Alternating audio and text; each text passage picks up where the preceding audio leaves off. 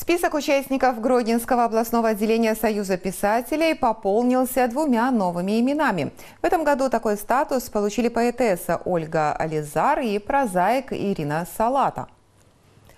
О своих достижениях и творческих планах они рассказали на традиционной встрече в областной библиотеке имени Карского. К мероприятию присоединилась и Кристина Шевелева. Новых вітаем сяброў. Такую назву атрымала музычная сустрэча ў гонар таленавітых аўтараў, якія сёлета ўвайшлі ў склад Гродзенскага абласнога аддзялення Саюза пісьменнікаў Беларусі. Літаратурная прысяга, выстава дасягненняў і прадстаўленне твораў. У сценах навуковай бібліятэкі імя Карскага паэтэса Ольга Ализар і прозаік Ірына Салата расказалі пра сваю творчасць шырокаму колу прыхільнікаў беларускай літаратуры.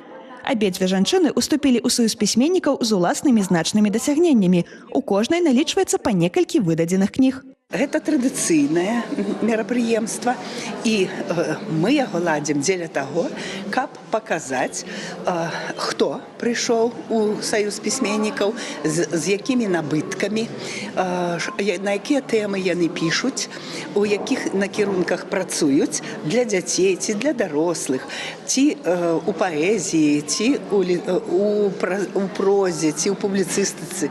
І вось сёння прад публікаю гродзенскаю паўстануць дзве чароўныя жанчыны. І гэта якраз вельмі сімвалічна, што ў год жанчыны менавіта да нас прыходзяць таленавітыя жанчыны.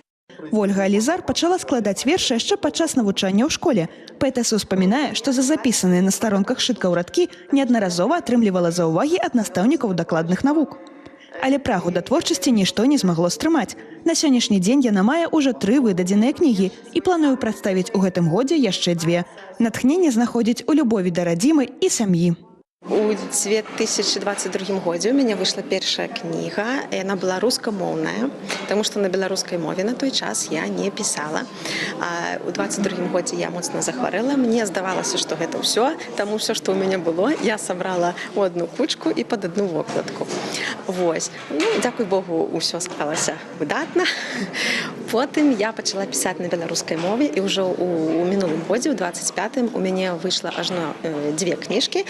Я дачка сінявокай краіны і у імя перамогі.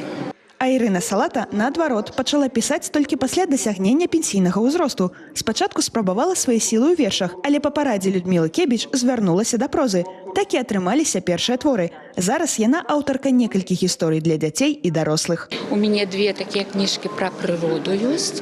Хоць гэтага я пачала, гэта не першая, гэта другая кніжка пра прыроду. Но тым не менш, вось я сама з ляснога краю, так, у 100 кіламетрах ад Гродна, і таму там усюды ў нас лес. Гэта мяне вельмі цікавіць, такія маляўнічыя мясціны, шчара побач.